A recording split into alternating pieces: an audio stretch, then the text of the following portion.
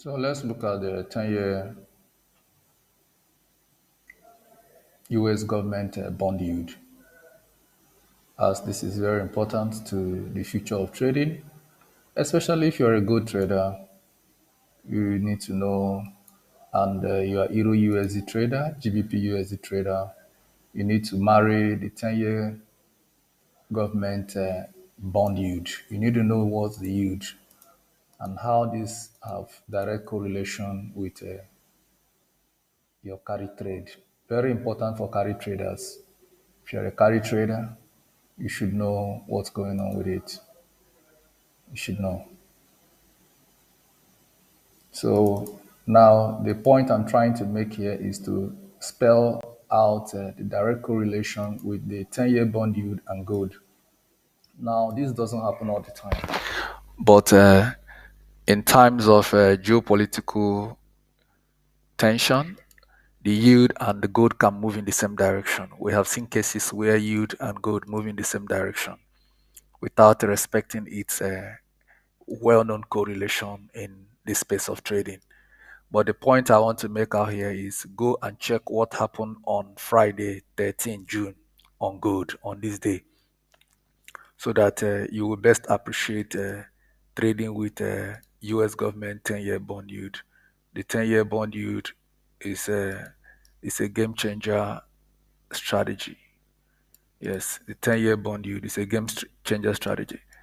So go check what happened exactly on this day, and you come back and come to the comment section and give me a thumbs up for giving you a free trade secret. So check good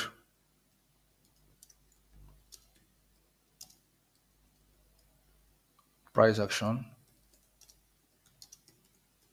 on this date, so that you best understand what the Shabby FS Hub is doing to the trading community. All our trades are free, because we know that even if I give you free trade, that will not make you a millionaire. I know. That is why I give free trade. A lot of people may say, why are you doing free trade? I know that free trade cannot make you rich either. Even if you pay me to, it still will not make you rich. To become a rich trader, you need to have mindset. So another thing again you want to look at again is look at the roof. We'll look at the potential reaction at the roof and see what price has done there. Now you go back and check all the price action of gold on the supply roof. So I'm also going. So it's an assignment for everyone, because trading has been labeled very bad name in the space of those who are ignorant of what trading is. So Shavi FS Hub have gone in depth to bring out and ask, is trading actually a gamble, or are there some set of fundamentals that bind and govern trading, smart trading?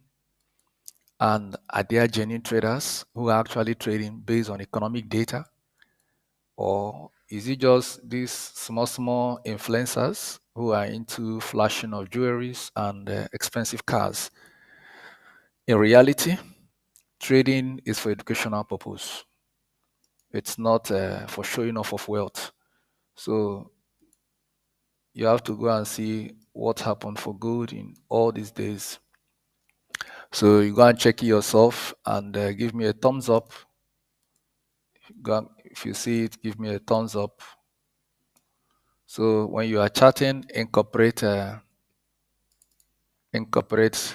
I see one educator who tell his members to sell good. I was even laughing. One Telegram group that is very popular. He tell his members to sell good. I started laughing at all of them. I knew they were going to get their SL blown, because I've already seen the yield. The yield is selling. I already see it. And I just got a notice from their group now that their stop loss has been hit. So you see, there is nothing wrong in copying your mentor, but please try and know what you are copying, because you are trading with your money. And at the end of the day, if you fail, your broker will pay your mentor for giving you a bad trade. I know a lot of people do not know about that. If you fail in receiving a faith signal, your mentor, that your mentor, you're looking at God, you're seen as your God that will make you the next richest man in your community. Your broker will pay him for giving you a bad trade. So you see, at the end of the day, it becomes more like a normal thing for them to give you a wrong trade. So you can't be saying that you want to rush and enter good sell when you see a breakout from a 10-year US government bond on 3 hours time frame. When it comes to intraday analysis and intraday sentiment, 4 hours and 3 hours hold the strongest sentiment. And somebody is telling you that you short good. No. You see, that does not mean good cannot short. But if you want to short good, one of the key areas I see here that the yield might reverse is at 4.33, 4.3. The yield could reverse at this level. If yield reverse at this level, then I look at shorting good. But at the moment, the yield is shorting itself. So as the yield is shorting itself, I look for good buy. And that was why good buy at 3,374 on the ascending trend line that has been keeping price have bought. So go look at these things, all these dates I circled, how the how the dollar reacted on those dates, and come to the comment section and give me a thumbs up because I know exactly what we are doing for the community, and we believe that financial literacy is a generational thing, and that's the biggest thing you can give to your children, you can give to your relatives. It's not giving people money. There's no amount of money you give somebody that will make him rich. Give them knowledge. Let them understand how the economy works. And I wish I knew this 10 years ago. I would have been in a much, much, much better place financially. So all these places I mark for you on the treasury, go and check what the market did on those dates. The market I'm talking of is the gold market, because these are key market reaction, these are key market movements. You can see here supply roof, break of supply roof, retest one, retest two, break of demand floor, retest. So the market is, of course, the bond markets are traded by elites. So it's not everybody that trade bond. Those that trade bond are elite traders, and they follow it based on economic performance. They don't just place buy sell positions. No, they are following a whole lot of data: GDP, employment data, PPI, CPI, everything. They put everything up together to place there, and that is why you can see these things are well coordinated, and they know when to exit from their bond, and they know when to re-enter the bond market. So another place where I see that bondholders might want to step in again is if we see bond return into 4.32. I could see some potential again, and this could technically be my demand floor. And while we are waiting for federal fund rate decision, we'll be looking at an unemployment claim, which will be coming up very soon.